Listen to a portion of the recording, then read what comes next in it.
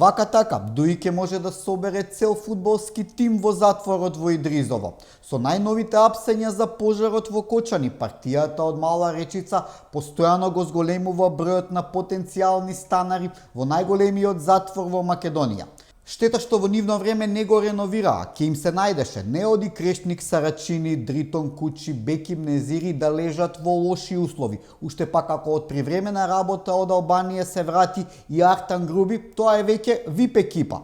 Трагедијата во Кочани ни покажа колкав извор на корупција е ДУИ, која беше на власт повеќе од 20 години. Те со ВМРО, те со СДСМ. Само ДУИ беше сигурен фикс. Најомиленото министерство им беше она за економија. Сега гледаме и зошто. Ова министерство било омилено поради сите дозволи кои требало да ги добијат, а за кои одлучувале министрите од ДУИ. И тука нема националност, етничка или партиска припазност. Тоа се вика едноставно корупција. Да, корупција. Затоа наивно звучат соопштенијата на ДУИ дека албанскиот народ бил под напад од институциите во државата. Дури и против албанците била прогласена едностранна и неправедна агресија. Ова не било правда, туку одмазда врз албанците. Ајде да видиме дали тоа е така. Со последните апсења бројот на осомничени се искачи на 57.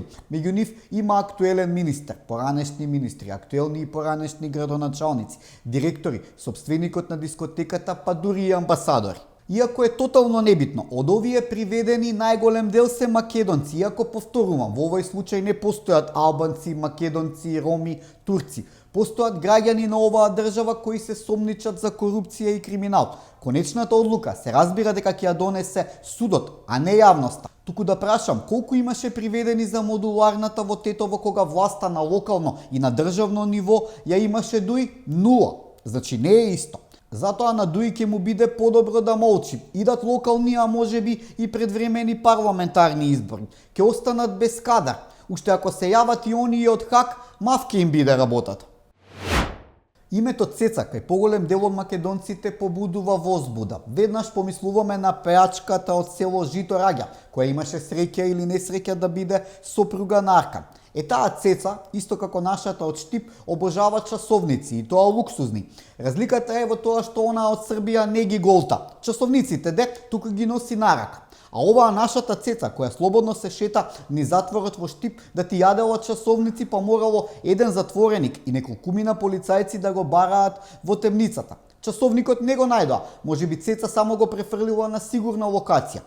Ова ви звучи како сцена од К-15 или како од филмот Шоуто на Труман. Не, ова е вистински настан во нашата чудесна Македонија, потечно во затворите кои се извор на корупција и каде е најлесно да дојдеш до дрога или мобилен телефон. Туку и од ова има бетар во времето на СДСМ и ДУИ, кога сакаа се излегуваа и влегуваа од затворите. За некого беа хотел, за некого црни зандани. Кој како ќе си ја нареди, односно колку пари ќе даде. Председателот на Србија, Александар Вучич, слободно може да почне да ја пишува книгата за тоа како ја победи шарената револуција. Над 150.000 луѓе му дадоа поддршка на собирот во Белград. Завршено е со нjihovom обојном револуцијом. Могу да се шеткају колико год хоче. Нема ништо од тога. И додека Вучич беше со народот, шарените револуционери избегаа со точаци во Страсбург.